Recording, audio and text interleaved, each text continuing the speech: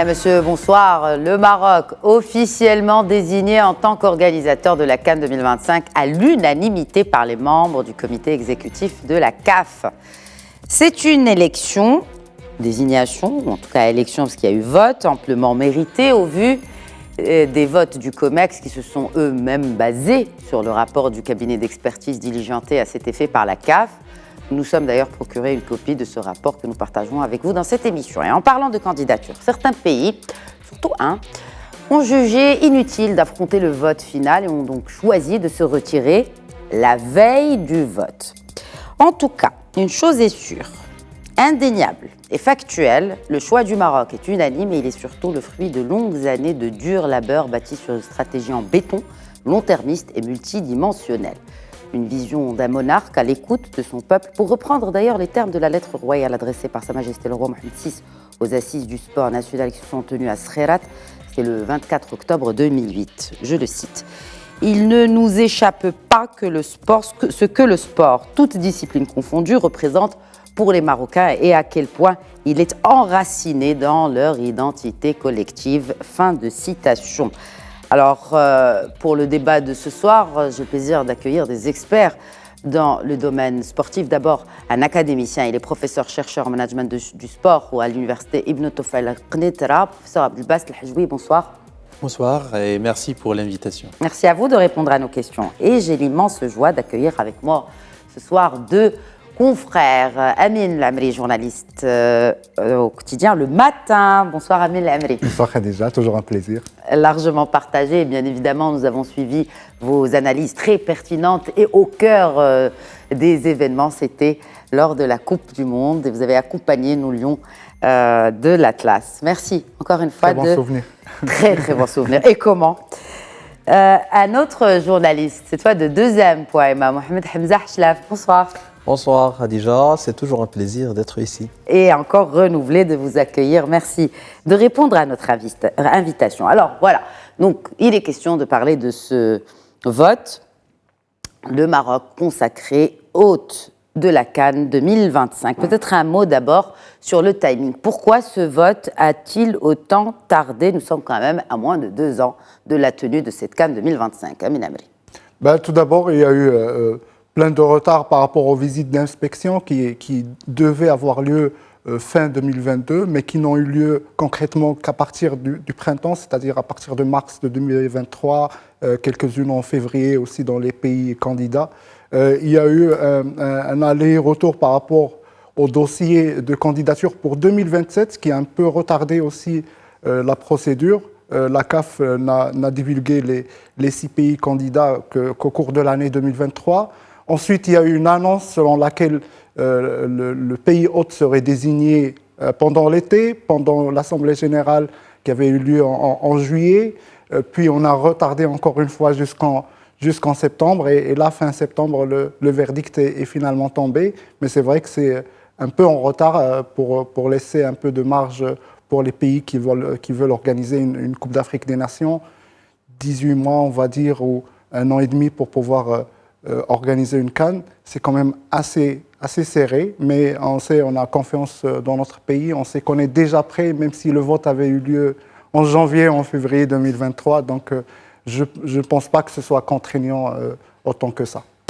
Peut-être une information complémentaire, Hamza Hchlaf, sur justement ces reports à répétition de la tenue de ce vote pour connaître enfin l'hôte de cette CAN 2025. Je pense que désormais on connaît bien la CAF.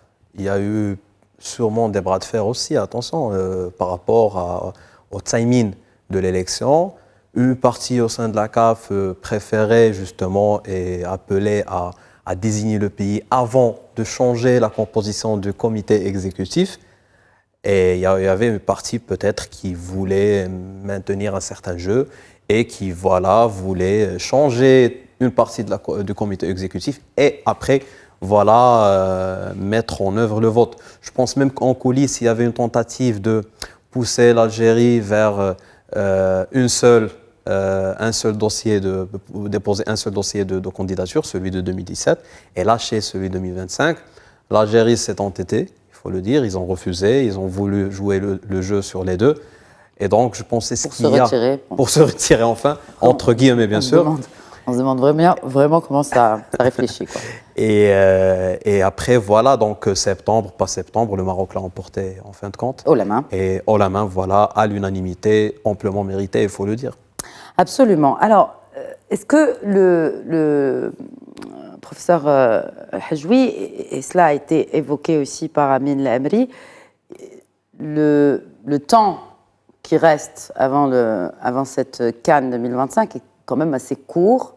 Est-ce que dans le management du sport, c'est quelque chose de surmontable? Nous allons bien sûr parler en détail sur les atouts du Maroc, sur les infrastructures, sur ce qui reste à faire bien naturellement. Nous ne sommes pas parfaits. Nous n'avons pas cette prétention. Nous sommes réalistes. En étant réalistes, est-ce que c'est suffisant? Sincèrement, ce n'est pas suffisant. C'est pas suffisant. Heureusement que le Maroc, il a montré ses capacités organisationnelles à maintes reprises, que ce soit pour des événements sportifs ou bien des événements non sportifs. Si on prend les événements sportifs, c'est le cas, par exemple, de dernier Mondialito. Donc, le Maroc, il était preneur. Donc, c'était le seul pays qui a, bien sûr, qui a accepté d'organiser la Coupe du Monde des clubs. Et tout le monde a vu comment ça s'est passé. En 40 jours. Il a eu le Maroc quand même. Exactement. Donc ça montre et ça confirme la capacité organisationnelle et aussi que le Maroc il est prêt pour organiser un événement grandiose comme la Coupe d'Afrique des Nations. C'est une première pour le Maroc. Oui, mais généralement, quand on dit management du sport, c'est bien sûr c'est la préparation, c'est la planification, c'est aussi les moyens qu'il faut mettre en place. Heureusement que le Maroc, il a commencé déjà à se préparer. Parce que quand on parle des stades qui vont abriter la Coupe d'Afrique des Nations, le Maroc, il a pris la décision avant la décision ou bien la désignation officielle de la CAF pour réaménager ces stades. Donc, c'était prévisible, mais heureusement que le Maroc, il s'agit d'un pays qui a les moyens et aussi qui a forgé une expertise en matière d'organisation des événements. S'il s'agit d'un autre pays, ça va poser un problème pour ce pays organisateur. Petite précision, j'ai dit que c'était la première fois. Ce n'est pas, ce ne sera pas la première fois. La première fois, c'était en 88. C'était du 13 au 27 mars 88. Et à la demande de la CAF. À la demande de la CAF pour que le Maroc accueille cette compétition des clubs africains. Alors, comment ça se passe? Comment se passe le vote, Amin Lamri? Le processus de vote pour la CAF? Le processus, c'est qu'il y a déjà les pays qui sont candidats à l'organisation d'une CAN déposent un dossier avec, bien sûr, toutes les garanties, les fameuses maquettes et tout ça. Donc, c'est un dossier complet qu'il faut déposer avec déjà un cahier de charges pour pouvoir élaborer un dossier de candidature.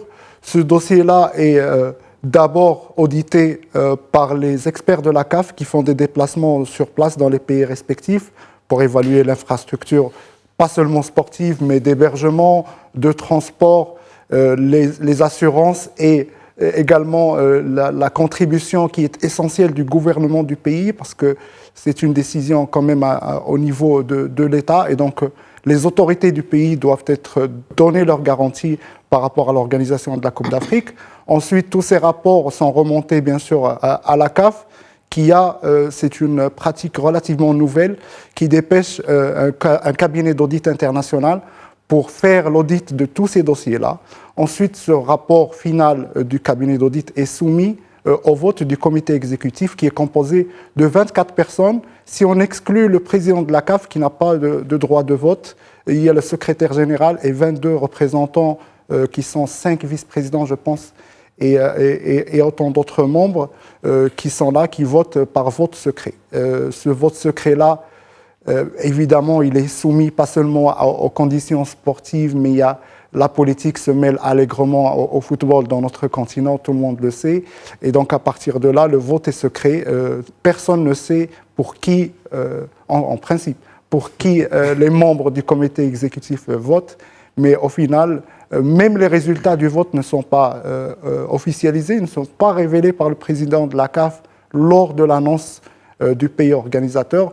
Donc ça laisse un petit peu de brouillard par rapport à ça, mais toujours est-il que c'est la procédure. Est-ce qu'il y a des indiscrétions sur ce dernier vote, par exemple? Alors on parle de 22 voix et une abstention, mais impossible de vérifier tout ça parce que ça reste vraiment dans les couloirs très très stricts de la CAF. Dans les coulisses, surtout de cette CAF. Pourquoi l'unanimité autour du Maroc? Et surtout, vous avez parlé de cette pratique relativement nouvelle, pour reprendre vos termes, Amina Amri, de faire appel à des cabinets d'audit, à des cabinets spécialisés pour justement évaluer l'état de l'infrastructure et plusieurs critères que nous allons discuter ce soir. On a vécu plusieurs éditions. Déjà, ma génération a vécu plusieurs éditions de la CAN où l'attribution de l'organisation de la CAN se faisait de manière aléatoire, sous un système de quotas, il faut le dire. On a vu des pays... Aléatoire... Oui, mais tenant compte de la qualité de l'organisation. C'est-à-dire que tout à l'heure, en off, on parlait des notes, etc., de rapports que vous avez évoqués de l'audit. Et je me rappelle certaines Coupes d'Afrique, il y a juste 10 ans, 15 ans, avec des terrains de sable, avec des sélections qui ne trouvent pas d'hôtel ou hébergés, avec des villes sans terrain d'entraînement. Donc il y a quelque chose qui change. Avec maintenant, désormais, un processus, il y a un cahier de charge. Et surtout, c'est un cabinet indépendant. Donc là, il n'y a pas Justement. moyen Voilà. de le soudoyer, comme l'auraient prétendu certains voisins de l'Est. Il y a une volonté, je pense, depuis l'arrivée de Patrice Motsepe, de professionnaliser le processus. Le Maroc en est pour quelque chose, parce qu'il a participé à ce processus de refonte de la CAF, de professionnalisation de la pratique, de rationalisation justement des process justement d'attribution. Et notamment, on l'a vu, notamment avec la CAN au Cameroun. Si je compare la Coupe d'Afrique organisée par le Cameroun en 2000 avec celle organisée lors de la dernière édition, c'est la terre et le ciel, rien à voir. Il y a des stades, de très beaux stades, il y a un effort étatique d'accompagner cette coupe, la présence de stars footballistiques, l'accompagnement d'un homme comme Samuel Eto'o. Notamment l'équipe nationale marocaine a été très bien hébergée. Il y a un effort et ils l'ont organisé pendant le Covid-19, il faut le dire. Donc justement, il y a quelque chose qui change et ça joue en notre faveur parce que le Maroc a souffert pendant longtemps au sein de la CAF de cette anarchie, d'une sorte de banalisation de la corruption, du clientélisme. On est là aujourd'hui devant une institution avec des règlements, avec un cabinet. Bien sûr, il y a des enjeux, il y a des coulisses, il y a des intérêts. On est dans le monde de foot. Et le monde de foot flirte avec le monde de la politique et de l'économie et du business. C'est des intérêts. C'est du lobbying. C'est du lobbying. C'est de la corruption. Non, parce que je dis clairement, nos concurrents ont tenté d'utiliser comme autrefois de l'argent. Quels concurrents? L'Algérie, attention. Et l'Algérie. Non, parce qu'il y avait d'autres concurrents. Juste comme ça, on met des noms sur. Mais sur le concurrent principal, qui a perdu aussi sa course devant ses concurrents pour 2017, il faut le dire, pas seulement 2025. 2027. 2027 et 2025. Donc les deux, ils ont perdu les deux courses. Je veux dire juste que si on se base sur un terrain d'argent, de pots de vin, etc., l'Algérie est beaucoup plus puissante que le Maroc. C'est un pays pétrolier, ils ont beaucoup plus d'habitude justement d'utiliser ces moyens financiers. Nous, non. On n'a pas. Si on les avait, on aurait pu peut-être gouverner la CAF pendant les années 80, 90. Puis on ne peut pas soudoyer un cabinet de conseil international allemand et indépendant. Et puis la réputation. La réputation parce qu'on est un pays auquel deux États, deux nations de foot, de grandes nations de foot européennes ont fait confiance et ont lié leur nom. C'est le Portugal et l'Espagne pour le Mondial 2030. Donc, c'est une confirmation, c'est une confiance, c'est une réputation qui se renforce et qui se consolide. Et donc, le Maroc, de fait, logiquement, mérite cette attribution. Et c'est normal qu'il ait, à mon avis, l'unanimité des voix, parce que, tout simplement, en fait, on a un bon cumul positif.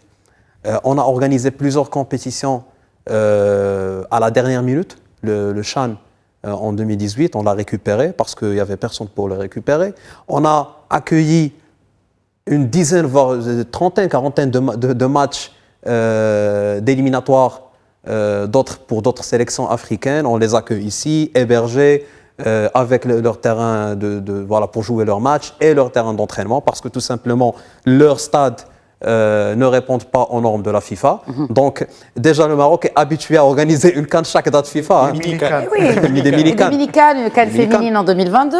Donc, On n'oublie pas le football féminin. Moi, je le dis, et ce n'est pas par orgueil ou fausse fierté, mais pour moi, 2025, ça sera une simulation pour préparer 2030. Certainement. Voilà. Alors, juste, je vous parlais de ce rapport en introduction, de ce rapport de ce cabinet, qui a été donc mandaté par la CAF pour évaluer sur plusieurs critères. Il y en a 9 critères sur lesquels se sont basés les évaluateurs, si on peut les appeler ainsi, pour donner des notes. Et sur ces notes-là, s'est basé le COMEX de la CAF pour voter, finalement, et c'est unanimité pour le Maroc. Alors, selon ces critères, professeur Al-Hajwi, il y en a certains où on a vraiment eu de très très bons scores. Par exemple, la vision, le concept et l'héritage, on a eu 98 sur 100, ce qui est exceptionnel. Les aspects juridiques, pareil, 99%, 84% sur 100. Infrastructure d'hébergement et entraînement. Mais ce qui est intéressant surtout, c'est le poids de chacun de ces critères. Parce que si on prend par exemple les stades, ça se comprend, ça pèse à hauteur de 30% sur la note finale. Et les infrastructures aussi. Donc là, on est sur une méthodologie bien précise. Peut-être un mot sur les critères, les autres critères qui sont pris en compte, par exemple les aspects juridiques, les aspects politiques, économiques, la promotion de l'événement, les aspects organisationnels et financiers. Oui. Donc ça prouve ces éléments qui ont été pris par le cabinet d'audit international. Donc ça prouve que le process de sélection, c'est un process qui est transparent. C'est-à-dire on va se focaliser sur des choses qui sont très importantes pour la réussite de l'organisation d'une manifestation grandiose comme la Coupe d'Afrique des Nations. C'est vrai que le Maroc était bien noté sur la majorité, pour ne pas dire la totalité, des points qui ont été pris en considération dans le cadre de ce rapport.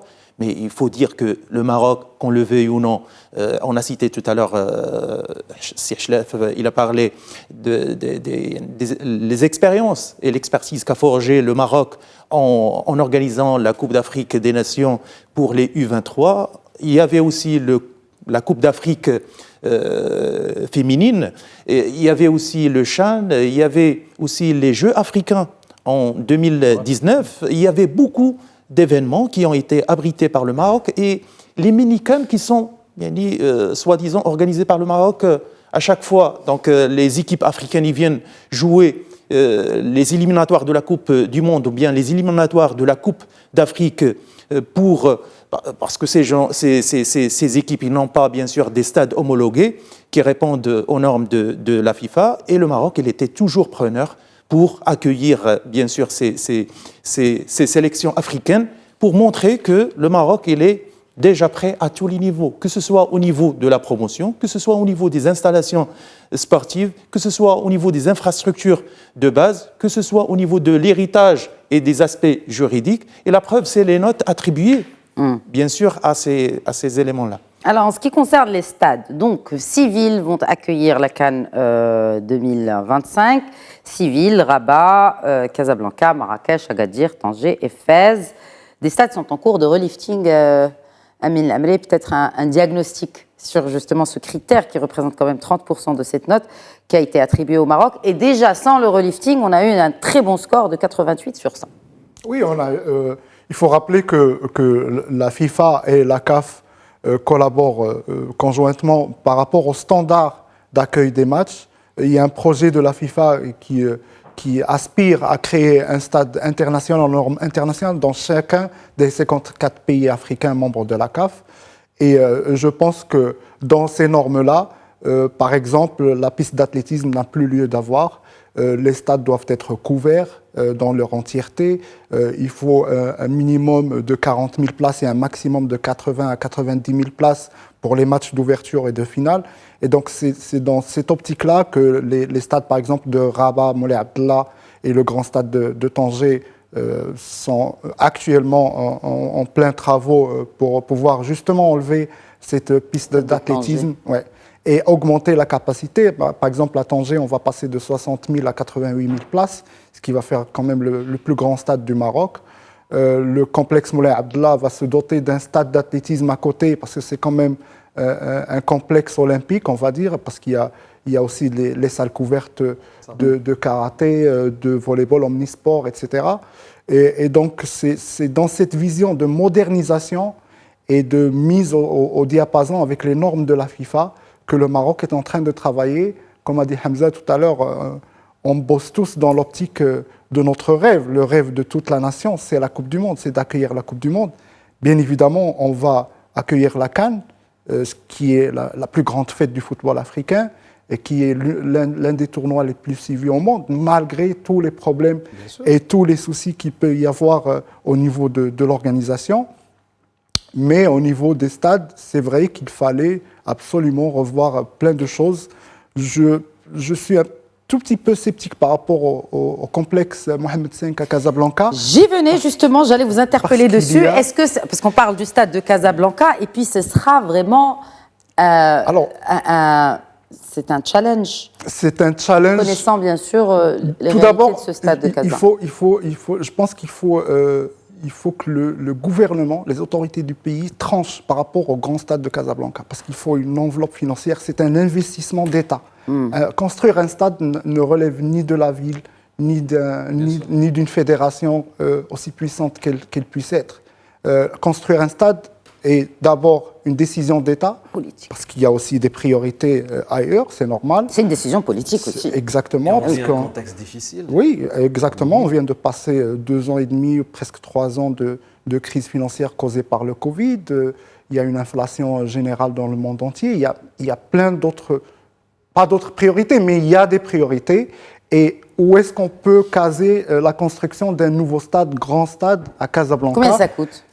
Ça coûte très très cher. Certainement. On a une idée de. Ça va de quelques dizaines de millions d'euros à quelques centaines de millions d'euros. Par exemple, les plus chers vont jusqu'à 800 millions, 900 millions d'euros. Là, on parle de stades corporate pour des clubs de NEC plus ultra en Europe qui vont derrière récupérer plein d'argent parce qu'il y a toute une machine financière et commerciale qui va derrière. Maintenant, pour un stade, si on prend en considération la situation foncière de Casablanca déjà, parce qu'il n'y a pas beaucoup d'espace pour pouvoir construire un grand stade, donc on parle déjà de Ben Slimane, peut-être de Bouskoura, mais la piste de Ben Slimane est déjà la plus privilégiée. Il faut construire une voie ferrée parce qui va arriver jusqu'au stade. Il faut le lier aux grands hôtels, là où il y a la plus de concentration d'hôtels, d'hébergements, de l'aéroport de Casablanca aussi, Mohamed V. Donc il y a plein de considérations à faire. Le plus simple, à mon avis, c'est de revoir le stade, le complexe Mohamed V, et de le remettre aux normes internationales. C'est-à-dire... Et de le garder en ville. Et de le garder là, avec toutes les difficultés que cela peut représenter pour les riverains. Et ça, on peut le comprendre parce qu'on a l'habitude d'assister aux matchs à Casablanca et c'est vraiment difficile. Il faut une zone tampon qui va entourer le complexe Mohamed V, des parkings en bonne et due forme. Il faut que l'expérience du supporter soit digne. Parce que quand on va dans un stade et que les sanitaires manquent, par exemple, là, c'est très grave. Mais justement, le stade de Mohamed V de Casablanca fait partie des stades qui ont été annoncés, dont le relifting a été annoncé par le président de la fédération, Fawzi El Kherja. Il y a aussi un mini bras de fer entre les deux clubs de Casablanca et la ville, parce qu'ils ne veulent pas se séparer. C'est une manne financière, ça fait 2 millions de dirhams à peu près chaque match, tous les 15 jours. Si on ajoute la Ligue des Champions, etc., ça fait une manne financière pour ces clubs-là. Il faut voir comment les compenser, etc. Donc il y a plein de considérations à faire. Je pense que là où on va prendre du retard fatalement, c'est au complexe Mohamed V.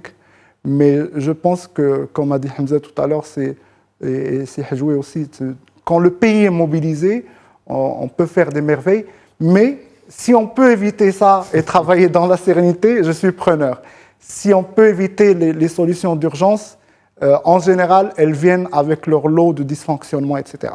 Pour moi, il y a absolument une priorité au complexe Mohamed V de Casablanca parce qu'il y a aussi ce lien émotionnel. C'est une enceinte mythique. J'en ai la chair de poule d'en parler parce que presque toutes nos qualifications en Coupe du Monde se sont faites dans ce stade-là. Et le phare, on va dire, du football national, c'est le Raja Louidez, c'est le derby de Casablanca. Donc il y a aussi une appartenance affectionnelle avec ce stade, un héritage. Et justement, l'héritage fait partie des critères de notation. Absolument. Donc il ne faut pas aller vers ce qu'on appelle, je pense que le terme a été utilisé une première fois en 2014 pour la Coupe du Monde du Brésil, on parle d'éléphants blancs. Ce sont ces grands stades qu'on a par exemple construit à Manaus, qui est très loin du centre footballistique du Brésil, et ce sont des stades qui sont maintenant à l'abandon. Et on en aura bientôt au Qatar. Exactement, il y a eu les stades par exemple au Gabon parce que aussi. vous avez comparé, vous avez cité cet exemple-là, et j'ai envie de dire qu'il y a aussi d'autres stades très grands qui se trouvent dans des villes européennes, notamment Madrid ou... Parfaitement. Wembley est tout à fait au cœur de Londres. De Londres, c'est ça. Le Giuseppe Meazza à San Siro, en plein Milan, le stade olympique de Rome, etc. En fait, le stade ne peut pas être déraciné, surtout si la ville a une culture footballistique très ancienne. Moi, j'ai constaté avec consternation le fait qu'on ait pas dénaturé, mais qu'on ait chassé le Kawkab de Marrakech du stade Al-Harti au grand stade de Marrakech. Ça a représenté beaucoup de difficultés pendant les premières années. Ça a conduit un peu le club vers la relégation. Maintenant, ça reprend, parce qu'il y a une volonté de toute la ville pour aider le club, mais ça reste quand même une dénaturalisation du club du Kawkab de Marrakech, et c'est juste un exemple. Alors, le match d'ouverture et la finale se passeront à Rabat. Logiquement. Pourquoi ? Logiquement, parce que c'est le complexe qui bénéficiera de toute la grande refonte.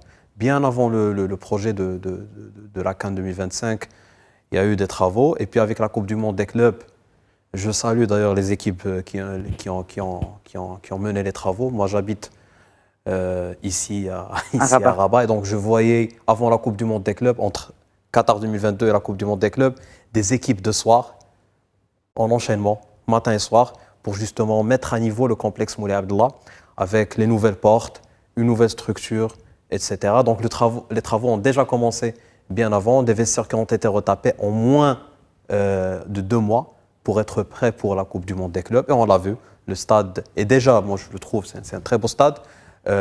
Les vestiaires sont très propres, les services, toilettes, etc. Tout est prêt maintenant. On va vers le sérieux, c'est-à-dire on va relever la piste d'athlétisme. Il y aura un projet justement, et je vais commenter le truc concernant Casablanca, il y aura un parking souterrain en dessous du stade. Et donc Casablanca doit penser à ça, c'est possible, on le fait dans toutes les villes du royaume maintenant. On a des parkings partout, souterrains. Casablanca doit penser à ça parce que justement le supporter Casablanca aujourd'hui, il doit justement aller au stade 5 heures avant de rentrer, trouver une place où parquer sa voiture. Parfois, il y a des gens qui font 2 km, 3 km à pied pour pouvoir déposer. Il faut vraiment aimer cela. Oui, c'est ça la passion, justement, c'est l'héritage. C'est l'héritage, et c'est ça une nation qui est footballistique par excellence. La décision de M. Rja, il a bien mentionné, il a dit que l'organisation de cette CAN est un cadeau pour un peuple qui a prouvé son amour pour le foot. On est un peuple qui aime le foot. Ça, c'est l'héritage, c'est nous, ça fait partie de notre ADN. Et ça s'explique. Après, bon, pour les autres, donc Rabat, match d'ouverture finale, aussi parce que la ville de Rabat a bénéficié un peu plus, il faut le dire, que les autres villes d'un travail de réaménagement, de mise à niveau. Rabat est une très belle ville avec une belle infrastructure, des moyens de transport. Voilà, donc il faut le dire, des espaces verts, c'est joli, etc. Les images aériennes de nos médias, de nos télévisions publiques l'ont montré pendant la CAN. Tanger aussi. Certaines ont été reprises. Hein. Oui, ouais, exactement. C'est pathétique. Ouais. Enfin, je ne pouvais pas rater l'occasion pour souligner cela, parce que ça a quand même été repris en s'appropriant la ville de Rabat. Oui, exactement. Tanger aussi. On parlait du stade d'athlétisme à Rabat, mais il y a aussi une petite ville olympique, un petit village olympique à Tanger, avec une salle de basket, handball, etc., qui est très belle. On a aussi d'autres villes, et là je pense à Agadir, à Fès. Agadir bénéficie actuellement tout un travail, elle est retapée. On veut la remettre à niveau, retrouver Agadir dans le temps, etc. Mais je pense aussi à Fès, où le développement traîne un peu. Je pense que c'est la ville qui va bénéficier, notamment son stade qui était oublié, qui va bénéficier justement de cette canne pour pouvoir booster ses moyens de transport, rebooster peut-être son tourisme qui en souffre, son stade qui était parmi les plus anciens stades au Maroc, qui est un gros stade, donc le retaper, le couvrir, etc. Et c'est bien, je pense que de toute manière, c'est une raison pour justement travailler, mais le challenge, c'est Casablanca. Et Casablanca, bon, le passé est passé. Il y a eu des budgets qui ont été déboursés en vain, malheureusement. Le stade n'a pas bénéficié justement de la restructuration dont il avait besoin. Mais on apprend de nos erreurs, finalement. Je l'espère. En tout cas, je prends à mot le patron de la Sonarges qui a dit qu'on va livrer tous les stades maximum décembre 2024. Il a dit, on attend et on verra, et je l'espère. Quelles sont les garanties de l'État, justement, pour ce dossier marocain? L'engagement étatique exprimé par le roi, déjà, envers justement le Mondial 2030, parce que l'annonce a été faite par le souverain dans un événement de la CAF, et c'est un message très très fort. C'est un événement qui, rappelons-le aussi, a décerné le prix de l'excellence de la CAF 2022 Exactement. à Sa Majesté le roi Mohamed VI. Exactement. C'était en mars dernier à Kigali. Je pense que c'est la plus grande et belle expression d'engagement, ça c'est sûr, et ça nous rassure, nous, en tant qu'amateurs de foot, en tant que peuple marocain qui aime... Et puis, il y a, et c'est pas, je lui jette pas de fleurs, mais il y a un homme passionné qui est Fouzi Rja, président de la Fédération royale marocaine de football, qui est un passionné de foot et qui, on le voit, il suit de près tous les dossiers. Et voilà. Et puis il y a une nouvelle génération de dirigeants au sein de la Fédération royale marocaine de football, au sein de nos ministères, qui est motivé, et je le sens depuis la Coupe du Monde de Qatar 2022, qui a donné peut-être un nouveau souffle peut-être à comment on perçoit le football. Nous, peut-être journalistes, on le criait toujours, certains ne comprenaient pas, prenaient à la légère la force du foot en tant qu'outil de force soft power. Maintenant, on le comprend. Le foot peut motiver beaucoup de choses, peut changer beaucoup de choses et peut aider pour changer plein de trucs. Bon, je me rappelle, après la Coupe du Monde 2022, certains amis dirigeants de clubs ou dirigeants de centres de formation étaient surpris de voir des centaines de parents venir taper à la porte des clubs pour inscrire leurs enfants, rien que pour jouer au foot, pas forcément pour devenir des joueurs professionnels. Donc il y a quelque chose qui change dans ce pays vis-à-vis du foot. On vit peut-être une révolution, on ne le sent pas. Mais c'est une révolution qui se prépare depuis plusieurs années. Je veux dire, la politique sportive du Maroc ne date pas de la Coupe du Monde, ni de 3 mois avant, ni encore moins de 3 ans avant. Professeur El-Hajoubi, vous, en tant que justement académicien, spécialiste du management du sport, comment cette nouvelle génération d'hommes et de femmes mettent en œuvre une vision qui leur a été tracée finalement par la plus haute autorité de l'État, par le souverain lui-même, qui voulait que l'ambition du peuple marocain, son amour du football soit, ou en tout cas, ait son équivalent en termes d'infrastructure, en termes aussi d'accompagnement de ce sport marocain. Oui. En fait, vous avez parlé des garanties. Je vais faire le lien entre les garanties et votre question. Garantie, c'est la concrétisation d'une volonté royale qui a été inaugurée par Sa Majesté concernant l'Afrique. Et donc, pour concrétiser aussi bien au niveau économique que social, donc la concrétisation effective, c'est l'organisation de la Coupe d'Afrique des Nations. Et si on revient un petit peu sur l'historique de l'événementiel sportif ici au Maroc, c'est que le Maroc, des années 80, il y avait beaucoup d'événements qui ont été abrités par le royaume. Il faut dire que le feu Hassan II était très minutieux par rapport à cet aspect sportif, parce que pour lui, le sport, c'était toujours un instrument, un moyen pour montrer, bien sûr, soi-disant la notoriété du Maroc, et c'était un moyen pour s'imposer, pour se mettre en valeur. Et donc, avec un certain ministre, le feu Smleli à l'époque, donc il y avait beaucoup d'événements qui ont été abrités. Donc, il y avait les Jeux africains, il y avait les Jeux méditerranéens, il y avait la Coupe d'Afrique qui est la seule, bien sûr, Coupe d'Afrique qui a été organisée par le Maroc, c'était en 88. Mais le Maroc, il a passé une phase creuse, on peut dire, une période creuse d'événementiel. Donc le Maroc n'a organisé pratiquement rien jusqu'aux années 2010. Là où le Maroc, il a changé d'orientation, surtout en essayant, bien sûr, d'édifier les recommandations de la stratégie nationale qui émanent de la lettre royale adressée aux assises, bien sûr, de Scherats, d'octobre 2008, donc pour abriter des événements grandioses. Et donc, la Coupe d'Afrique des Nations, c'est vrai, c'est un exercice pour l'organisation de la Coupe du Monde dans le cadre d'un dossier commun avec nos homologues ibériques, l'Espagne et le Portugal, mais c'est aussi une occasion pour montrer que le Maroc était toujours là dans une relation de win-win, de gagnant-gagnant avec les pays africains. Et la preuve, c'est que le Maroc il a signé plus de 40 conventions de partenariat dans le cadre d'entraînement, d'arbitrage, d'entraînement et de la formation. Donc le Maroc était toujours là, il a toujours cédé la main pour, bien sûr, aider les pays africains, pas seulement dans le domaine sportif, pas seulement dans le domaine du football, dans tous les domaines. Et ça, c'est la concrétisation de cette politique qui a été inaugurée par Sa Majesté.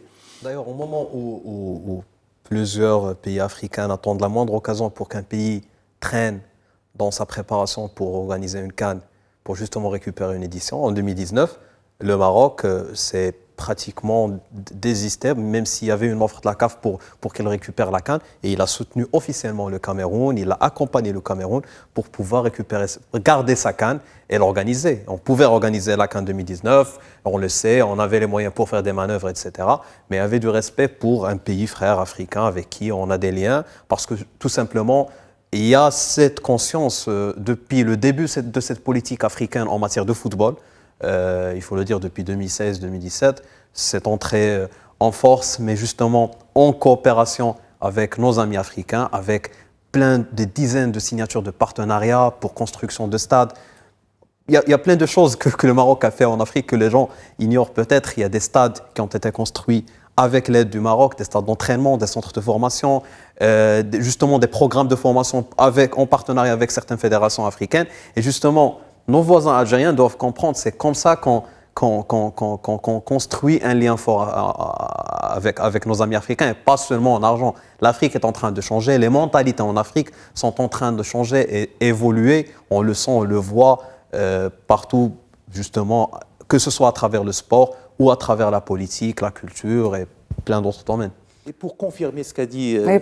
Schleff, donc juste par rapport à la déclaration de Motsepe, le président de la CAF, il a dit clairement que le Maroc, tous les membres du comité exécutif ils sont unanimes pour la désignation du Maroc, mais le Maroc, c'est bien sûr, c'est soi-disant un spot de publicité pour le continent africain. Donc on a confiance au Maroc qui va donner une très bonne image de l'Afrique. Et donc, surtout avec l'épopée de l'équipe nationale au niveau de la Coupe du Monde du Qatar, on a vu l'engouement, on a vu comment les Africains, pas seulement les Marocains, c'était une fierté pour tout un continent. Tous les pays africains, donc ils ont fêté, ils ont célébré ce sacre, bien sûr, du Maroc. Par les Arabes, par les Africains, les Asiatiques. Voilà. Par les Asiatiques, les musulmans, les Juifs. Enfin, je veux dire, vraiment, à l'unanimité, pour le coup. Parce que c'est le sujet ce soir. Comment ? C'est le mot 2023, c'est l'unanimité autour du Maroc. Absolument, c'est l'unanimité, en déplaise à certains. Ouais. Qui se retire En fait, c'était une question que j'avais prévue. Pourquoi se retirer la veille justement, ce dossier algérien.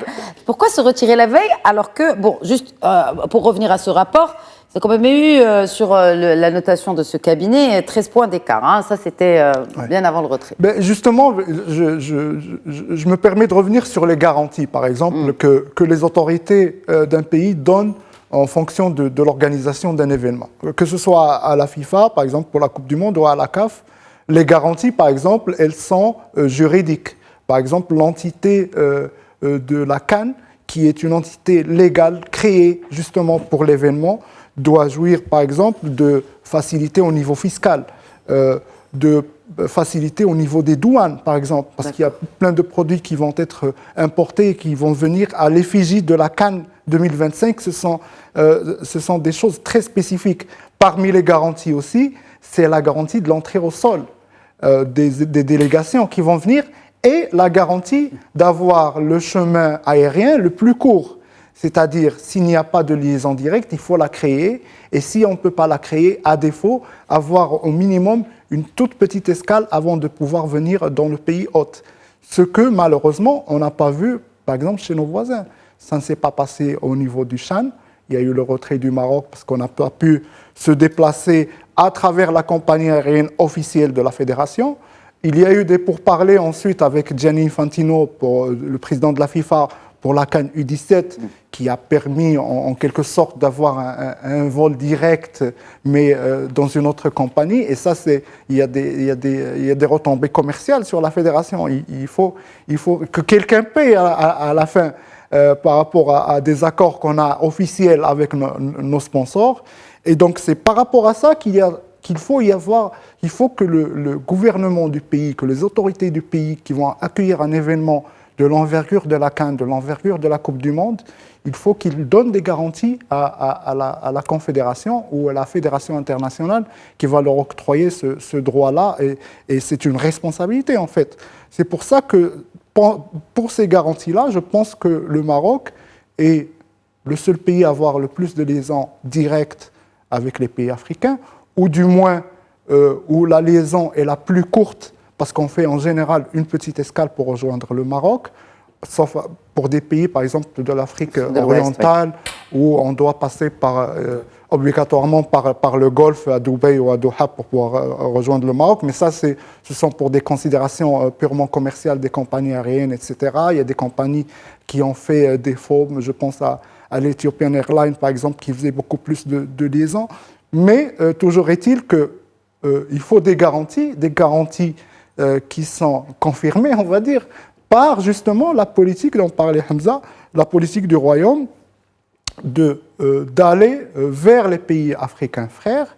Et comme a dit Sihjoui, il y a une quarantaine de conventions qui ont été signées.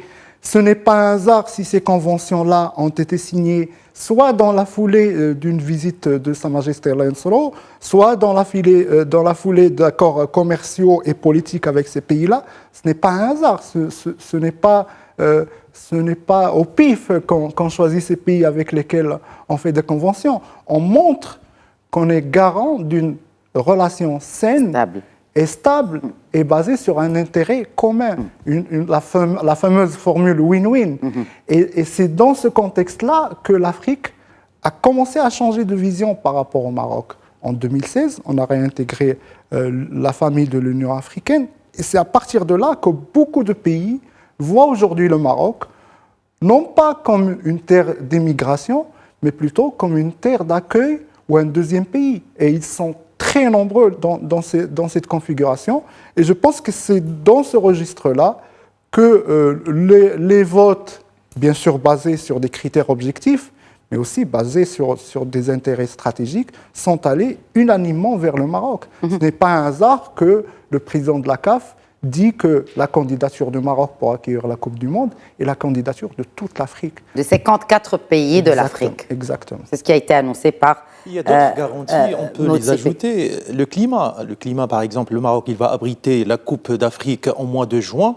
Et on sait, le mois de juin, par exemple, dans des pays subsahariens, donc c'est infernal. Donc c'est très difficile. Il y a une autre précision, soi-disant technique. En mois de juin, c'est la fin de la saison sportive. Et soi-disant, c'est le moment de repos pour les joueurs professionnels. Et on sait que la majorité, 90% des joueurs africains qui jouent la CAN, c'est des joueurs qui évoluent au niveau de l'Europe.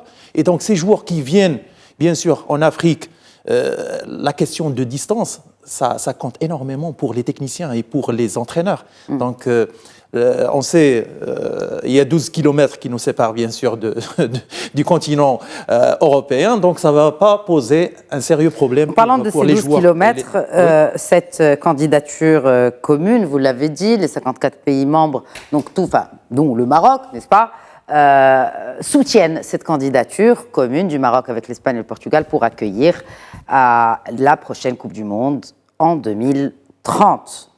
Est-ce que c'est le même processus que la CAF pour le vote? Non, c'est totalement différent. À l'époque de João Havelange, de Sepp Blatter, il a été établi que le process était presque le même. On présente un dossier de candidature, il est audité pas par des auditeurs externes, mais plutôt par les experts, les fameux experts de la FIFA, la Task Force, etc. Et donc, tous ces rapports sont remontés au vieux comité exécutif de la FIFA de l'époque, parce qu'il n'existe plus, il y a maintenant le conseil de la FIFA. Ce comité exécutif, là, on peut aller de l'échelle africaine à l'échelle mondiale en termes d'intérêt stratégique, de politique, de lobbying financier aussi. On a vu avec les scandales, dont notamment le Maroc a été victime en 2010, où certains membres très éminents du comité exécutif ont avoué avoir touché des pots de vin de la part de l'Afrique du Sud. Et je pense que c'est un document qui est sorti récemment, juste avant la Coupe du Monde au Qatar. Le Qatar, justement, a été pointé du doigt pour des supposées affaires de corruption pour pouvoir obtenir la Coupe du Monde 2022. Maintenant, le processus a changé en 2017, juste avant l'octroi de l'organisation de la Coupe du Monde 2026. Et là, c'est une plénière, c'est un suffrage universel de la part des 211 associations membres de la FIFA. Donc, les dossiers de candidature sont, on va dire, distribués sur l'ensemble des associations membres de la FIFA. Et donc, les associations vont étudier chacune de son côté ces rapports-là, ces dossiers de candidature, tous les éléments qui peuvent en fait influencer leur vote. Et c'est pendant une plénière, en général, c'était prévu qu'elle eut lieu en 2023, mais finalement, le processus de vote a été repoussé à fin 2024. Et c'est pendant une plénière de la FIFA que le vote au suffrage universel aura lieu. Et donc, à partir de là, c'est une question de majorité absolue. On doit avoir 106 voix, je pense, sur les 211. Et donc, le processus est totalement différent. Même une tentative de soudoyer, on va dire, ou d'influencer un vote devient très difficile pour et les pronostics, justement, sur ces 106 voix nécessaires pour décrocher l'organisation de la Coupe du Monde? Si on se base seulement sur les promesses, mais les promesses n'engagent que ceux qui y croient, on devrait avoir cette majorité absolue sans problème, parce qu'il y a 54 pays membres, associations membres en Afrique, il y en a autant en Europe, et on sait que l'UEFA et la CAF ont tout misé sur cette candidature conjointe pour toute la symbolique qu'elle représente, mais aussi pour tous les intérêts commerciaux et financiers qu'il a derrière. Et donc là, si on fait un calcul arithmétique très simple, on en est à 108. Si on peut aussi se baser sur l'appui des pays du Golfe, l'appui de l'Asie du Sud-Est aussi, avec lesquels on a beaucoup d'accords, je pense que logiquement, c'est joué pour la candidature tripartite. Après, en face, on a la candidature, entre guillemets, romantique, qui est le centenaire, l'Uruguay, l'Argentine, le Chili et le Paraguay. Mais très franchement, très objectivement, qui manque beaucoup d'infrastructures, qui manque beaucoup de... Il y a beaucoup de problèmes. Stabilité sécuritaire, stabilité financière, et j'en passe. Ouais, il y a beaucoup de problèmes sécuritaires, parce qu'il y a beaucoup de trafic, il y a beaucoup de gangs, il y a beaucoup de bandes organisées en Amérique latine. C'est malheureux, mais si on est objectif et logique, je pense que le dossier Maroc, Espagne, Portugal n'a vraiment pas de concurrent. Alors, un dernier mot, messieurs. Quelles sont les chances de notre 11 national pour la prochaine CAN 2025 ? Vous l'attendiez pas, c'est là. Je commencerai par vous, Hamza Joui. Pardon, Hamza Joui, c'est le président du FUS. Du FUS, non, mais du coup, j'ai mixé votre prénom avec son nom et ça fait le président du FUS. En entendant son nom de famille, je pense à M. Hamza Joui, qu'on salue d'ailleurs. Logiquement, raisonnablement, moi, je mise sur une demi-finale, atteindre la demi-finale, pour déjà dépasser un certain complexe qu'on a avec cette compétition. Après, tout est jouable en finale. On est là sur de petits détails, mais je reste optimiste pour une demi-finale. On a les capacités, on a une certaine maturité, et on a des revanches à prendre. Je pense que c'est une génération de joueurs. On a certains joueurs qui ont joué 3 CAN. Youssef N'Sairi, Romain Saïs, qui ont maintenant, c'est des vétérans et qui ont un enjeu à viser. Et puis, en Côte d'Ivoire, c'est un pays frère, c'est un très beau pays, il y a de beaux stades. Et donc, c'est une belle CAN à disputer. Professeur Hedjoui. Moi, je parie sur le final. Le Maroc sera finaliste, Inch'Allah. On l'espère. Pourquoi? Parce que le Maroc, demi-finaliste de la Coupe du Monde, le Maroc, il a des joueurs chevronnés, des joueurs qui ont forgé une expertise, des joueurs qui ont joué plusieurs éditions de la Coupe d'Afrique des Nations, et aussi la malice de El Gregui. El Gregui, c'est un entraîneur qui a entraîné en Afrique, qui connaît très très bien l'Afrique, qui a gagné la Champions League africaine avec le Wydad. Et donc, tous les ingrédients sont là pour, bien sûr, pour réussir. Donc vous parlez bien sûr de la finale de la CAN 2024. C'est cela ou de la CAN 2025 qu'on va accueillir? 2024. 2024, d'accord, très bien. Commençons d'abord par 2024. Oui, là, parce que là, après, on verra. moi-même, je suis perdue. Donc, 25, on va l'emporter. Ah, voilà, je me dis bien. Le dernier C'est bien de pronostic que j'ai préciser. fait ici, c'était pour le Maroc-Portugal. Oui. J'ai bien dit 1-0 Oui. et j'ai bien dit que c'est N'Sairi qui va marquer. Je te crois. Donc, Je te crois. On est finaliste. On va vous ressortir cela. On va essayer de vous faire peut-être une espèce de, voilà, exactement, de montage de tous vos pronostics. Et si vous en avez 3 de bons, ça y est, c'est bon. Alors, le dernier mot avec vous, peut-être pronostic. On va- Amine Amri. Peut-être pas pronostic, mais en tout cas, quelles sont les chances? On va emprunter un peu la langue de bois des footballeurs et dire qu'on va penser match par match. Inch'Allah. Mais je reste très optimiste aussi bien pour la CAN 2023 qui aura lieu en 2024, mais ça fait partie des nombreuses anomalies en Afrique. Mais je pense qu'on a beaucoup de chance pour la prochaine édition déjà. Et ensuite, je suis aussi optimiste par rapport à 2025 parce qu'on a toute une génération de joueurs talentueux qui arrivent derrière, qui sont champions d'Afrique U23, qui vont gagner en expérience parce qu'ils jouent les Jeux Olympiques à Paris en été. Et donc, ce sont des joueurs dans l'antichambre de l'équipe nationale, très talentueux, qui ont grandi en voyant, grandi entre guillemets, parce qu'ils ont déjà 22 ans, 23 ans, qui sont en train de grandir et de mûrir en voyant une équipe nationale A déjà dans l'exploit et déjà dans la réussite. Et ça joue c'est très important dans le mental d'un joueur qui arrive. Et bien sûr, on peut parler des joueurs qui sont formés localement, mais aussi des joueurs de la diaspora qui maintenant, dans la grande majorité, ne se posent plus de questions, n'hésitent plus à rejoindre l'équipe nationale. Et donc, je pense que cette équipe-là, dès le présent, elle a beaucoup de chance pour la toute prochaine Coupe d'Afrique qui se joue dans moins de 2 mois. Mais aussi, ils ont beaucoup de chance à remporter celle de 2025 qui va se jouer à domicile. Nous allons commenter avec vous, messieurs, sur ce même plateau, Inch'Allah. Ce sera en janvier 2024.